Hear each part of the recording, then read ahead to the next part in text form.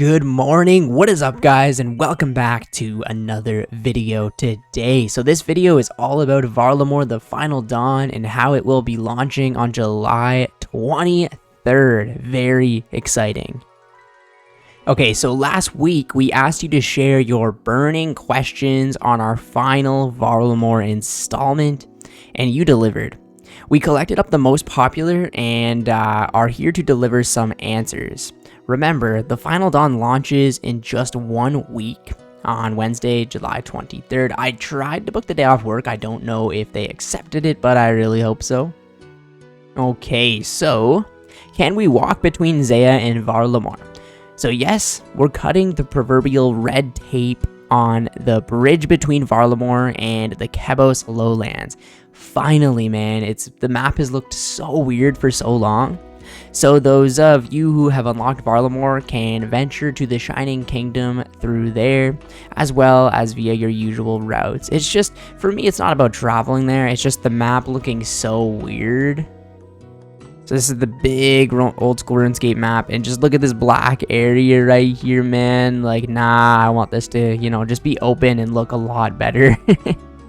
Okay, so is Tempest included in the Final Dawn? So while the Final Dawn is in many ways a conclusion of the initial 3 big releases of Varlamore, our intention is to continue adding to Varlamore for years to come. Much like other areas of Gielinor, Tempest is one of the things that we're hoping to introduce later down the line, which also answers all of the questions of, does this mean Varlamore is finished? So no, it looks like they're going to be adding stuff down the line, similar to how they have been doing with Karend for years in lots of other parts of the game. This one's pretty big. So will there be a Varlamore achievement diary? So we would like to add one eventually, but it won't be coming with the Final Dawn. So we really want to make sure that if we're adding a new diary, it's not likely to go out of date quickly due to new content. So our plan is to hold off until we feel like the region is ready. That does make a lot of sense, right? Like if there's a lot of other content that they will be adding to Varlamore in the near future, or even say a year from now, something like that, why put the achievement diary out when all the content isn't there? I'm just hoping you don't have to do a whole Coliseum for the elite. Okay, so will there be capybara, hippo, or toad pets? So we like to try keeping pets very prestigious and don't want to go overboard with adding too many, like the evolution of combat with summoning. That being said, there are new pets available within the new content of Varlamore, but when it comes to cappies, hippos, and frogs, you'll have to admire them from afar. So the Gemstone Crab also doesn't have a pet. We had lots of questions about that. I was actually kind of hoping that the crab would have a pet. Imagine having a little rock crab pet or something. That would be so cool. You could change it from all the crabs. Damn, that was a missed opportunity, Jagex. I do see what they're saying, though. They can't just add, like, random pets to the game. Imagine if you could get dogs, hippos, toads, capybara. Like, it would just take away from the real, like, skilling pets and boss pets. So will more lighter quests be added to Varlamore? So yes, just like the previous Varlamore installments, we have a handful of smaller quests to get stuck into. That's all we're saying though, no spoilers. I'm actually a huge fan of this. Back when I was a younger kid, I hated quests, and up until like maybe 3 or 4 years ago, I just thought quests were so annoying, hated whenever they came out. But now I love quests. They're some of my favorite content in this entire game, and I just love to knock them out as soon as they get released. Okay, so can we get a POH Quetzel? So like Renu, your Quetzel is only young and isn't able to travel outside of Varlamore. So really, it's just not possible for her to get all the way to your POH. I mean, they could. I didn't know. I mean, it's something that they could do in the future. It is one of those things though where you just have to teleport over to Varlamore and then hop right on the Quetzel. But it's two things you have to do rather than one. So maybe in the future they could add something. I mean, come on. So does the new Slayer dungeon quests have requirements, and what are they? So it does, and here's the breakdown. So you will need 54 Slayer, 45 fishing, 41 construction, and 36 hunter, and also completion of the Children of the Sun. So very easy stat requirements and a 5-minute quest to use the new Slayer dungeon. This one's another huge one right here. Will the Gemstone Crab be AFK? And can we know more about the drops? So yes, the Gemstone Crab is designed to be AFK and can be fought as a group or solo.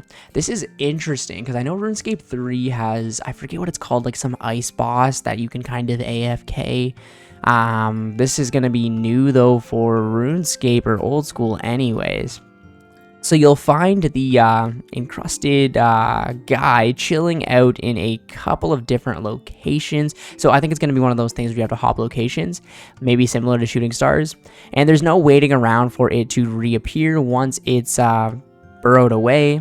You can just follow it to the next spot. It doesn't have any core drops, but the top 16 players can mine a gem from its broken shell once it has scuttled on to its next location. Okay, it's gonna be very weird to tackle this boss. I'm kind of excited for it, really. I know it's probably meant for maybe lower level players, but something new, right? And an AFK boss, cool.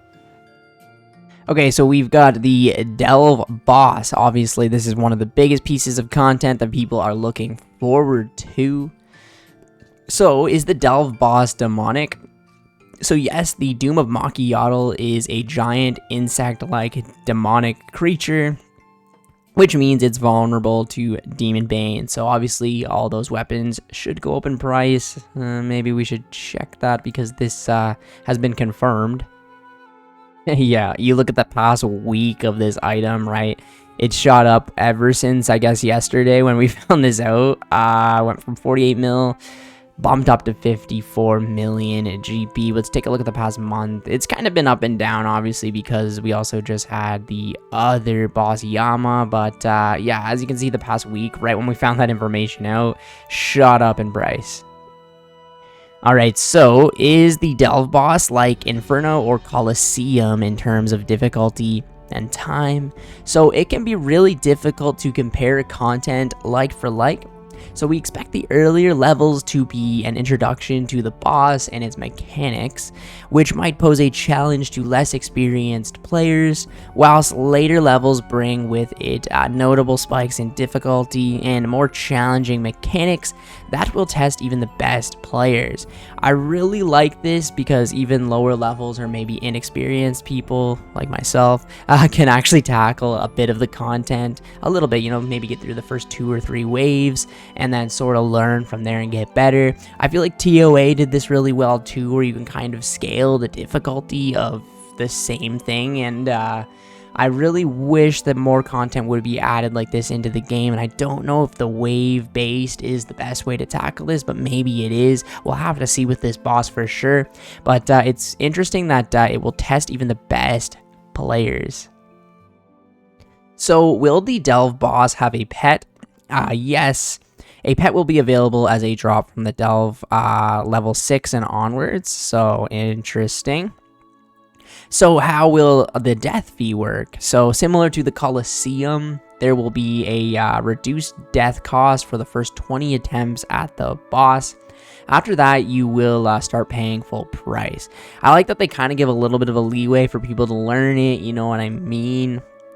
So we've got the fletching activity, which I'm super excited for. So what tiers of logs can I use for making totems and decorations?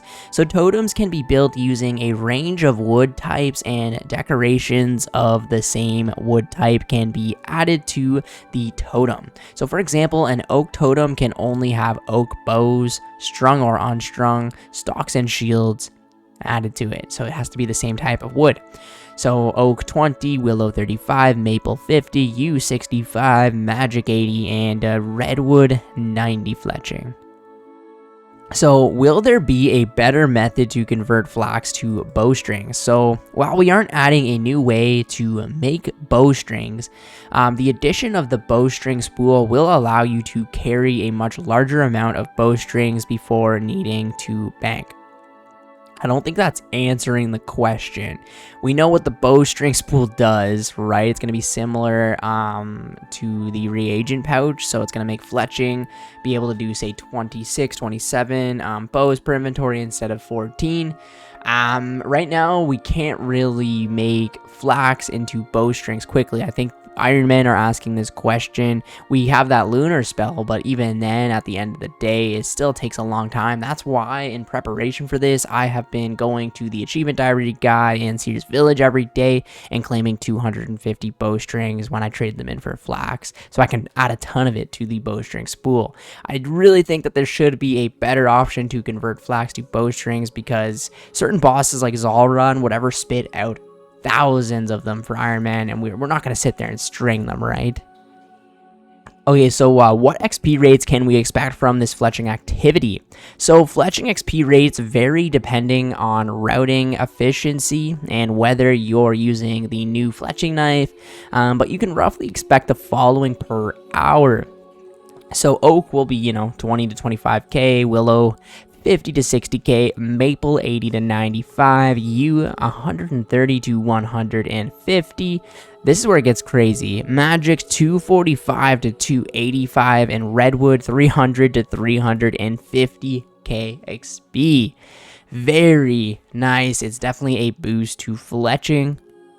So will the bowstring spool sink the bowstrings into it or allow removal? Very good question. So strings can be freely removed from the spool, and while near a bank, you can also remove them as notes for easier emptying. That's actually a good question. That'd be funny if it sunk them out of the game, caused the price to go up. Okay, so over the past year, you've ventured into the Shining Kingdom and braved the Rising Darkness. So on July 23rd, in Varlamore's final major content edition, you'll experience the Final Dawn. So you'll begin to hear much more from us about Varlamore, the Final Dawn, in July, but for now, we wanted to share the release date with you, blah, blah, blah. This is already old stuff, right? And talking about the requirements, which we will go over again. So the Final Dawn, the actual quest, will require 66 thieving, 52 rune crafting, 52 fletching, and you need to complete the Heart of Darkness and Perilous Moon. So that is, we've got about a week, a little less than a week now, to knock all of this out, and we have a weekend in there as well. These are very easy requirements.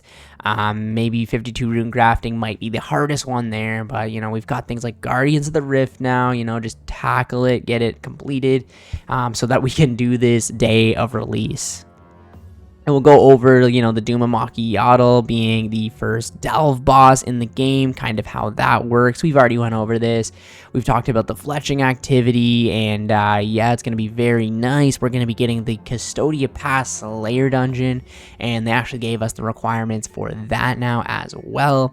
And we found out that the Gemstone Crab boss will be AFK. Very, very cool. And we'll be getting a new melee weapon, which will require 55 attack to wield, and it will also be two-handed, which is very nice to see.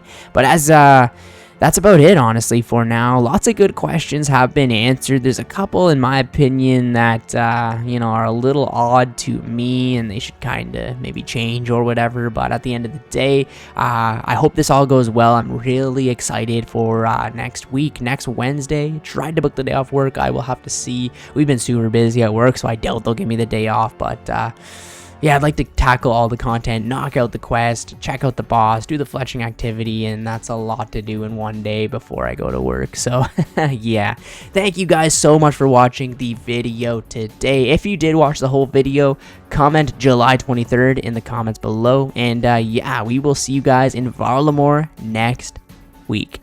All right, I will catch you guys in the next one. See ya later.